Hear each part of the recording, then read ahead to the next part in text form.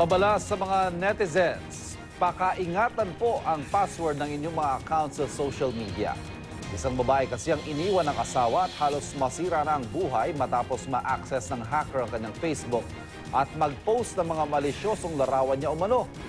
Ang hacker nang hingi pa umano ng mahigit 200,000 piso para tanggalin ang mga litrato. Narito ang report. Maluha-luha pa ang 33 taong gulang na babaeng si Alice. Di niya tunay na pangalan nang dumulog sa tanggapan ng CIDG sa Pampanga. Isang lalaki raw kasi ang nang-hack ng kanyang Facebook account at saka nag-post ng mga malisyosong litrato ni Alice dito. Ang sabi niya sa mga text messages sa pamilya ko, binigay ko daw po. Pero pagkakalam ko, wala akong binigay sa kanyang password ko. Kasi alam ko ang password is sa atin lang. Bilang kapalit, humingi raw ang suspect ng 200 at 17,000 piso para ibalik kay Alice ang kanyang password at para tumigil na siyang mag-post ng malalaswang larawan. Aminado si Alice, mukha niya ang nasa litrato pero inedit daw ito at nilagyan ng ibang nakaubad na katawan.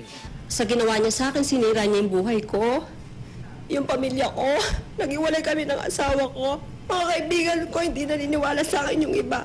Isang entrapment operation ang isinagawa ng CIDG kung saan naaresto ang suspect na kinilalang si Salvador Sarto. Nakapitbahay pala ng biktimang si Alice.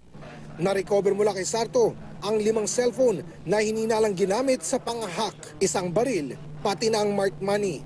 Tumanggi na magbigay ng pahayag si Sarto. Nakakulong siya ngayon at naharap sa kasong robbery extortion, illegal possession of firearms at paglabag sa anti-cybercrime law. Nananawagan po ako sa mga iba na nabiktima pa nitong si Mr. Salvador Sarto na pwede po kayong lumutang dito sa aming tanggapan para mag-file po kayo ng complaint.